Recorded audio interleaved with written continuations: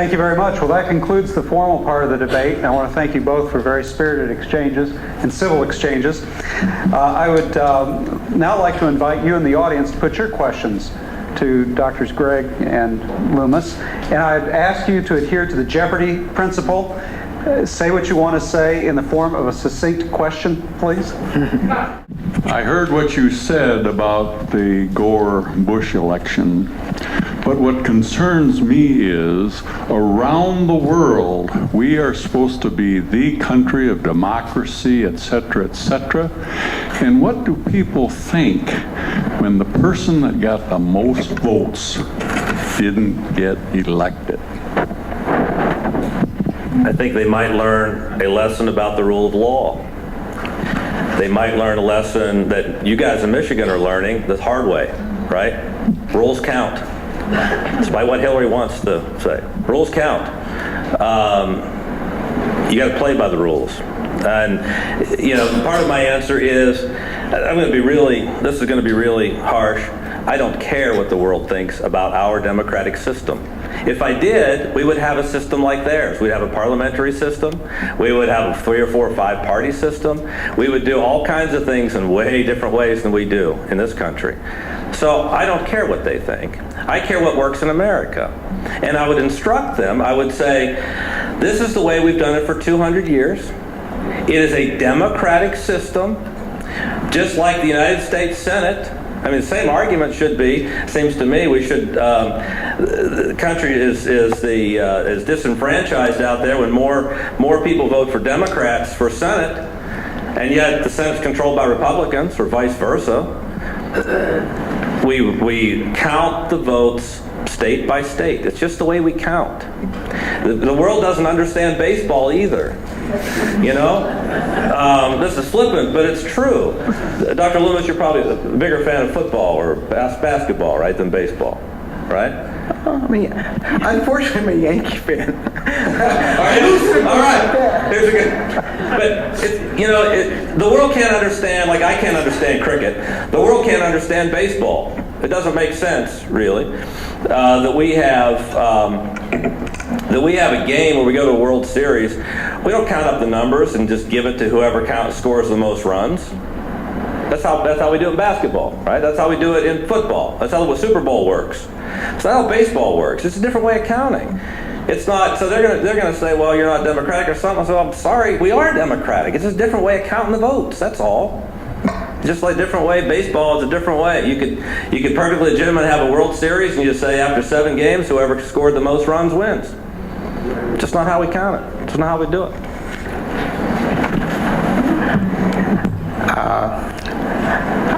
Over the last 7 or 8 years, I've been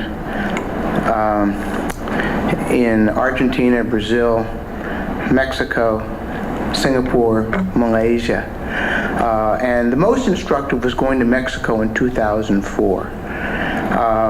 And they do care. And they wondered exactly how we could have the most people have the most votes and not win. The Mexicans, famous for corruption and well deserved. I mean, I'm not trying to be flip here. Held an election in 2000, a very close election.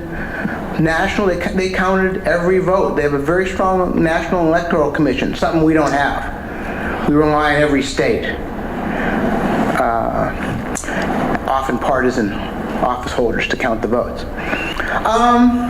That's another question. But it was a serious question of legitimacy. I think we should care how people perceive us. And indeed, over the last 200 years, if we were the first kind of modern democracy with modern political parties, how many countries around the world, as they have developed electoral systems, all these burgeoning democracies, how many have chosen an electoral college system? They somehow manage to count the votes. Now, sometimes they do it badly or corruptly. I will grant you that. But that's because they're essentially corrupt countries.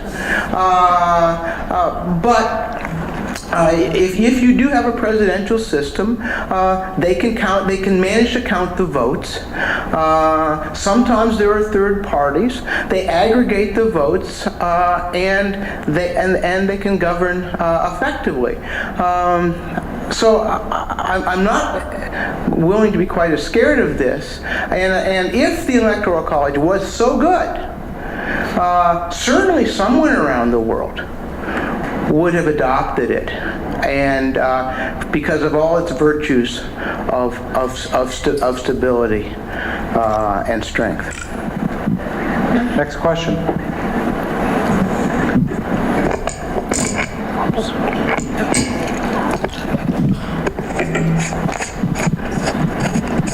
I think maybe Dr. Loomis was too quick to give up on the question of outputs. I'm not so sure that we have such a great system of outputs. And what's so wonderful about a stable democracy that only has two parties? I think the fact that we have such a low percentage of people voting, the fact that people are so disillusioned in the United States means that we need to have more parties and that the system hasn't been working. And I think that the 2000 election is really a clear witness to that. Let me give a quick answer, and Gary might want to talk more on that. My dissertation advisor, a guy named Austin Ranney, one of the great students of political parties in the United States, and I think a pretty fervent believer in the two-party system. He also was part of the he was on the Democratic Reform Commission after the 1960s, and came back and said, "What have I done?"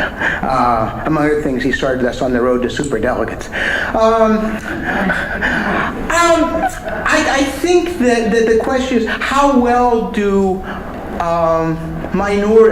are minority voices heard in this country? And part of the issue of stability is that as we aggregate into two political parties, that the cost of stability, which is a benefit, is that these voices often get drowned out.